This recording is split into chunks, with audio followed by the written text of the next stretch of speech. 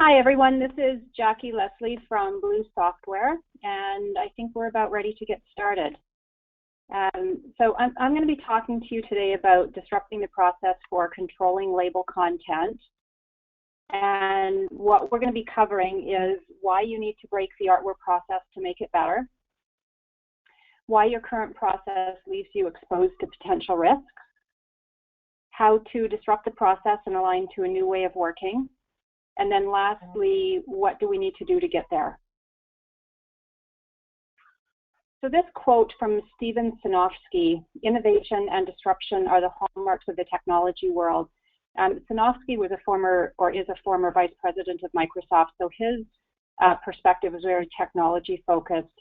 A man by the name of Clayton Christensen has also written a lot about disruption being necessary for innovation and growth within an organization.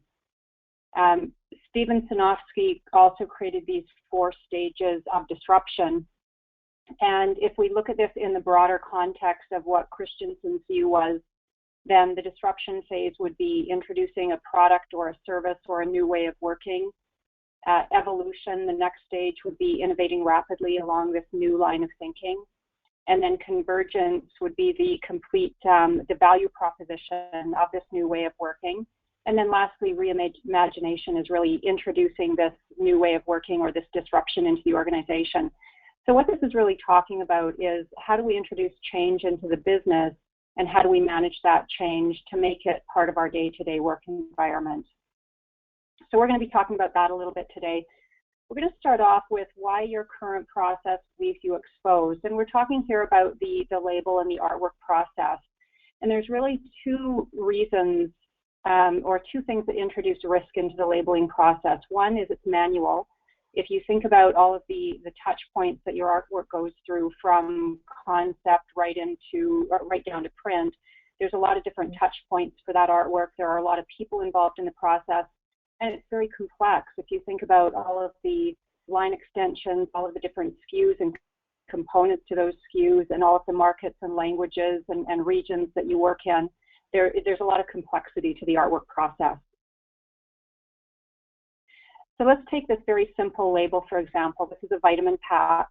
And so at some point, someone will have filled out a request for this label, and then a few days or maybe a few weeks or a few months later, this artwork would be created. But what happens to get this label created is actually quite a bit. You have, if we just break this apart, you have all of these copy elements that need to be managed and version controlled and approved before they get onto the artwork. And the copy elements aren't just used on the artwork, they can also be used on e-commerce sites or on your website. And all of that copy needs to be kept up to date and synced with each other so that you know that you've got the same consistent copy wherever it's used. And then we have the logos, maybe the images or brand guidelines or brand components on the pack, and those all have to be managed. Then we have our pharma codes, our barcodes, our QR codes, whatever types of codes you're using, those must be critical to what is in the pack. And then last but not least, we have the die line, which also needs to be managed because you want to make sure whatever you're building is going to fit inside the carton that you're creating, for example. So with all of these elements and all these components, this is driving a lot of the complexity of what you do. And then looked at another way, if we think about all of the people who are involved in this process, there's a number of people who could actually be the requesters of a label or a label change. And then there's also all of these people who maybe provide input into the process or need to approve the file. So if you're a traffic coordinator, you have a lot of people to coordinate, and there might not all be internal people. If you work with external agencies for the creation of the artwork or for printing, there's a lot of people that you need to make sure are aware of what's going on and even approving the file. And then added to that, it's probably not just a single product that you're proofing. There could be multiple lines, flavors, sizes, languages, regions. So again, there's a lot of complexity to that. So now that we've covered off why it's so difficult, let's talk a little bit about how we can make it a little bit easier. And this is where the disruption comes in. So one of the first things that you probably want to do is assess where you are.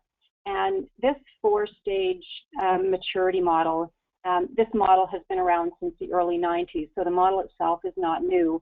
But what we've done is we've put the bullets underneath each of these categories that gives it the context of artwork management. So, example, in repeatable, you may have processes in place, but maybe they're not rigorously followed. And you may have some limited technology tools that's helping you manage those processes, but there's really no global strategy or no global governance to your art management process. And then the next stage is defined, and this is where you would have SOPs in place, standard operating procedures in place. You would have processes that are defined and rigorously followed. You may have some best practices in place that you're using within the business. And then moving into manage, this is where your best practices are now starting to span divisions or regions. You would have some good KPI, key performance indicator metrics that you're using to track how your business is performing. And your third parties at this stage are integrated into the workflow. So maybe you have an electronic workflow process, and they're part of that process with you. And then on the right-hand side of the page, we have optimized, which is where now we're getting into globally harmonized processes. So this is a case where you would have your best practices used, processes consistent across the globe for you. You would be integrated with your ERP and PLM systems, and you would have automation at this stage. So this is kind of the place where everybody's trying to get at this point, is more automation into the process. And so in the optimized category, you would have some level of automation and maybe even full artwork automation. And I'll be touching on that in a little bit more detail as we go through this. So there's really two things that you can do with the maturity model. One is assess where you are, and then the other is make some decisions on where you want to go. And there's a lot of different ways and a lot of different stepping stones to take you up to the right-hand side of this model. And we're going to talk about some ways that you can do that as well. So one of the next things that you would want to do is establish your objectives. And this, again, is speaking about where you want to go and how you want to get there. And this we've broken out into 4 categories as well. The first one is speed to market. So is your organization really focused on getting product to shelf faster? The one below that, flexibility and scalability. If you're acquiring new brands or you've merged with another organization, you need to have more scalability. You have to be able to get more throughput through your business. Or maybe it's brand consistency that's driving some of this change in your business. Maybe you have a mandate that says that wherever a consumer touches your product or sees your product in the world, you want to make sure that they have a consistent pack and a consistent brand to look at. Or lastly, maybe it's regulatory compliance, and this drives a lot of change for our labels.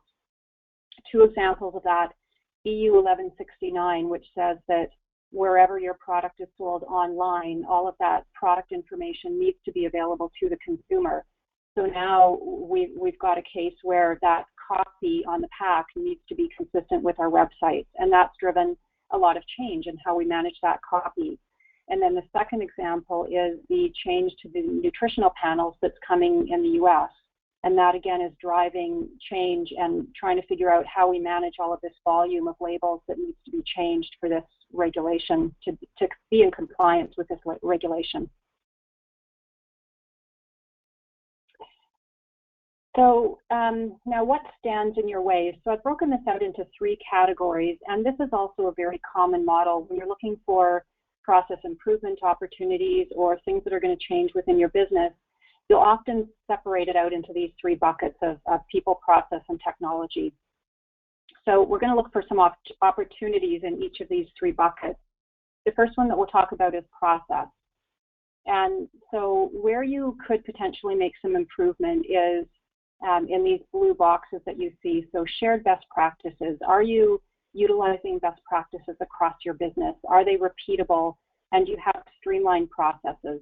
And for anything that you do you have a good way of measuring all of that work that's going through your organization? And by making improvements in these areas, you can drive some very real and measurable benefits into your business. If you have repeatable processes, you get consistency. If you have streamlined processes, you get speed to market. And if you have measurability, then you've got visibility into what's happening and where are some potential opportunities for improvement. And looking at this another way, if we draw some bars out with our maturity model, then we can start measuring how much disruption is going to hit the business, how much effort will it take to move me up the maturity model, and then also how much payback, what's the benefit to making that change within the business? Because if your payback is not greater than your disruption or your effort, it's probably not worth doing. So this is where you start seeing the business value for introducing change into your business. And so if we put some more maybe meaningful examples down at the bottom of this page, and these 5 buckets that I have here might not be your process change opportunities, but this is just one example. So starting at the left-hand side of the page, mapping out the current process, for example, could be something that's fairly easy to do, because then you're putting yourself in a position where you can measure it. And measuring may not be disruptive at all to the business, but there may be great payback in being able to measure your process, because then you can start identifying process opportunities for improvement. And then moving along, we have introduction of best practices, maybe setting up some regional standards, and then lastly, global harmonization and making sure that everybody in the organization is working in a consistent way with how they create and manage their labels. Next one that we'll touch on is technology.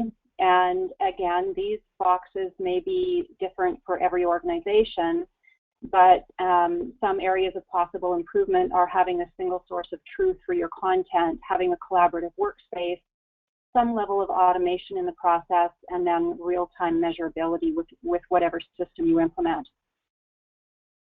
And again, each of these boxes will drive some real benefit into your business. So if you have a collaborative workspace for everybody who's involved in the process, then you're going to get transparency and visibility into what's happening. If you have task or label automation, you're going to have speed to market is going to improve, and you're probably going to have higher quality because you'll have fewer touch points. And then again, some examples of technology introduction. We have a central repository at the left. Now, if all of your content is very unorganized at the moment, then maybe central repository for you would be a huge effort and somewhat of a disruption to the organization. So again, these categories may be different depending on where you are in the maturity model today. But just walking across the page here, task automation is something that may be very simple to introduce and have great payback to it. So for example, task automation could be something like electronic text compare, where you can compare a Word document to an artwork to make sure that all of the copy was transitioned properly into the artwork. And so that's very little disruption to the business because it probably impacts just a few people, those people who are doing proofreading or copy editing. But the payback is enormous because you're really hitting on a place where errors could be introduced because it's such a manual cut and paste task to get copy onto an artwork. And then moving toward the right-hand side of the page, then we have maybe electronic workflow, and then lastly, again, this idea of artwork automation or some level of artwork automation. And then the third category is people. And here we would look for opportunities like clarifying roles and responsibilities for people, maybe some workload balancing, improved information sharing, and then the elimination of the bystander effect. And in terms of artwork management, the idea of the bystander effect is that the more people you have doing something, the less accountable those people will be for the end result. So for example, if I'm one of 10 approvers on an artwork and I know there's 9 other people looking at the artwork, I may look at it, but in the back of my mind, there's going to be this idea that if I miss something, then probably one of the other 9 people is going to pick it up. So I've now become a bystander in the process, and that's introducing risk into your process. When you don't have clearly defined roles and responsibilities, there's opportunity for things to be missed. And so if we can do these things better than we're doing them today, then again, we have some very measurable things that can be introduced into your process. If we have clear roles and responsibilities, we're going to get a higher quality product, and we're probably going to get the product to market faster. If we have improved information sharing, both internally and with the agencies and all of the suppliers that we work with, we're going to have a higher quality product, and we're definitely going to have less frustration in the artwork process. And another example of how these three bars can go up as we move to the right-hand side of the page. Now, these bars probably look the smoothest out of the lot, but in reality, the people category is typically the most challenging because people tend to not like change when it's introduced. So this can definitely be, out of the three, the most challenging category. The examples that I have along the bottom are something as simple as creating and introducing a consistent brief across the organization. RACI is defining your roles and responsibilities. A reorganization might not be right for your company. It could mean simply a reorganization of work within your company. And then lastly, centers of excellence. So again, any of these categories along the bottom of the page would be specific to your organization and what makes sense. And just think of them as stepping stones to get you further to the right side of that maturity model, which is where most of us, I think, are trying to get to that more managed and optimized state. So again, we've got these three categories here, and I've talked about them all individually, but the reality is that the diagram is probably best presented in this kind of a way with the overlapping circles, because the reality is that you really can't or shouldn't be doing one without taking into consideration the other two. For example, if you introduce a new process, but you don't have the people, the stakeholders on board with what you're doing, then you're going to have trouble introducing a new process. If you introduce a technology tool without considering the people and the process around using that tool, then you're probably going to have a failure when you introduce technology. So they're all very dependent on each other. And if you're going to get a third party to help you cause some of this disruption and introduce some change into your business, then I would recommend you get a third-party supplier who has some expertise in all three of these areas, because it's very important to do these in concert so that you get great benefit from it. Just in the last 12 months, we've had 3 companies who've come to us after failed technology deployments with another vendor, and this is part of the reason why, because all of these things weren't taken into consideration. So it's very important to have a vendor who understands the impact of all of these things, how they work together, and also, you know, depth of experience. If you're in the pharmaceutical industry, validation experience is critical to what you're trying to do. And so, you know, do a little bit of homework, make sure that you're working with somebody who has the right experience for your organization, and do some reference checking to make sure that they do, in fact, have the experience. So as we talk about these 3 pieces together, people, process, technology, another way to look at this is these blue boxes are all of the people boxes that I talked about a few minutes ago. If we think about people with technology, then when we're talking about clarifying responsibilities, you can systematically define roles and responsibilities to people and give them the instructions they need and the information they need to do exactly what's required of them. In terms of workload balancing, you can make sure that those people who manage people have the right information so that they can see who's overly busy and they can do some workload sharing in a very systematic way. Better communication, emails to people when they have work to do, and reminders when something is about to go late.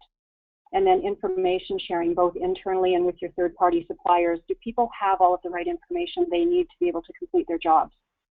And then lastly, elimination of the bystander effect and making sure that people are accountable to what they're doing. And then the same idea can be used with aligning the process with technology. So we talked about these 5 different categories of process improvement opportunities, sharing best practices, repeatable processes. If you have a defined process that everyone is working to, then everybody understands, again, how their part of the puzzle impacts the rest of the process. defined timelines so that people understand how much work they have to do and everybody's working to the same schedule. And then lastly, having metrics so that you can see real time where everything is, what's at risk, what's running late, what needs to be addressed. And then if we put all three together, if we're aligning process, people, and technology all in concert with each other, what we should see is, yes, the disruption to the business may go up and the effort may go up if we're doing all three at once, but you should also see the payback go up exponentially from that, because these three components working together can really make some significant change and some significant positive change within your business. So if we think about the benefits for everybody who's involved in the process, and hopefully these next two slides are going to hit on most of the people who are on the phone. If we look at traffic managers, these people who have to organize all of this work and make sure everything gets done, putting all three of these things together, people, process, technology, and making some improvements along all of the areas, what you would have is a consistent way of working for everyone. So everyone's clear on what they're responsible for, and you would have a dashboard to track where everybody is. Proofreaders, with tools like automated text compare and spell checking tools, you'd have great products to help you do your job. And we're not talking here about eliminating the proofreading function. That's still going to always be very important. We're trying to give you tools that will help you do your job faster and more accurately. Approvers, real-time access to a prioritized task list. Clearly defined roles and responsibilities so you and everyone else knows what you're responsible for. And then also visibility into what's coming, some kind of a dashboard or task list that tells you what is going to be your time commitment over the next couple of weeks based on what's coming down the pipe towards you. Creative professionals, clear instructions on what's required and a good version control method so that you know the history of something and what's been done to it and why. And then lastly, when we're talking about some level of automation here, we're talking about really automating the non-design elements of artwork. So when we talk about automation, it's typically more focused on things like copy and things that there is really no creative aspect to them. And it lets creative professionals focus on those creative components of an artwork so that it can look, as good as possible. Business managers, having KPI reports that you can really make business decisions on and having transparency into where everything is. And then lastly, people managers, being able to see what everybody in your team is doing in one view and being able to easily reassign and reallocate work when it's needed. For the resulting success, this is quite a long list, and these are all things that would feed into your business case of why you would introduce some disruption into your business. And most of these are very measurable. So when you're putting together that business case, this is maybe a starter list that you could use to really start figuring out, where is the payback and what you're proposing. And so if we talk about automation a little bit here, just with this one slide, wouldn't it be nice if we lived in a world where when that label request came in, we had a very well-defined process for the collection of all of this information on the right-hand side of the page. And then at the click of a button, all of this flowed properly into the artwork. And so the design elements would come from the creative agency, and then everything else would flow automatically in. And if we knew all of that content was accurate going into the artwork, just think of how many cycles you could reduce and how much churn you could eliminate. So next steps for you, the first one, if you're ready to introduce some disruption into your organization, the first one would be assessing your position, and a maturity model is a great tool to be able to do that. And that's available for download on our website if you're interested in picking that up. The second thing would be establishing your objectives and why you're doing this, what things are driving you to make change. And we've got some great case studies of other clients who have started introducing change in their business, and our case studies talk about why they decided to do that. And then thirdly, and probably most importantly, putting together a business case, which you would probably have to do if you want to introduce some change into your business. So we've also got some information on that topic available to you, and that's all available on our website. You can also continue the conversation with us on Twitter, and if you have any other questions or things that we don't get to in the next 5 minutes in the Q&A, you can send me an email and we can just continue the discussion there. So I'll open it up for any questions.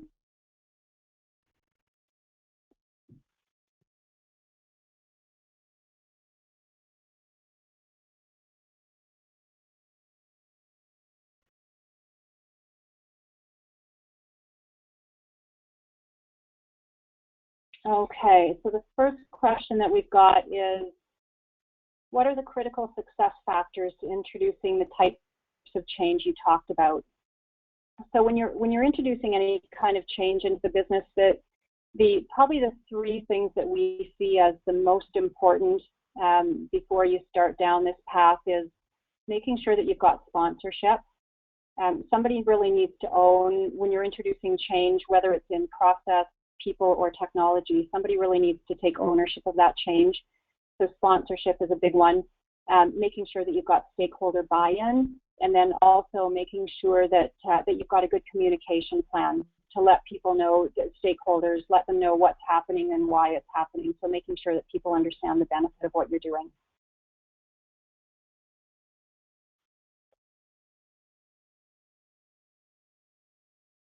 Laura is asking, will these slides be available after the program? Yeah, these should be available from our website for a download, so you should be able to pick them up.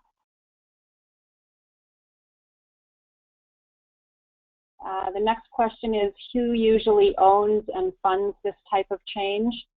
That can really vary based on what type of change you're embarking on. So if you're it could be a marketing-driven project, so they could own and fund the project, and we see that's very common for us, especially if you're a consumer goods company, then typically marketing might own it. If you're pharmaceutical, it could be regulatory who's driving and owning this kind of change. And if you're starting to talk about copy management and automation of copy into artwork, that could also be regulatory because usually they own a lot of that copy that needs to be automated. And then sometimes it could be supply chain. So it really depends on what element you're introducing change into, and then finding the owner of that process.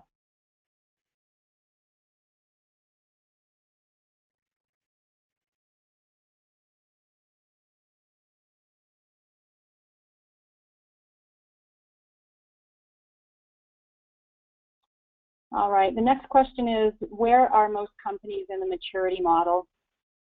And I would say that most of the companies that we see are in the defined stage.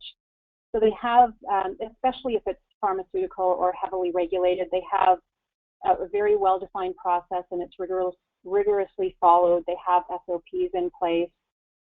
For consumer goods companies, they're probably on the other end of the defined cycle. Maybe they do have good processes in place, but maybe not 100% of the time, rigorously followed. So we really see a span of where clients are, and some clients are still in the repeatable phase, so still at the very left-hand side of the chart. So it's really a wide range of clients that we typically see.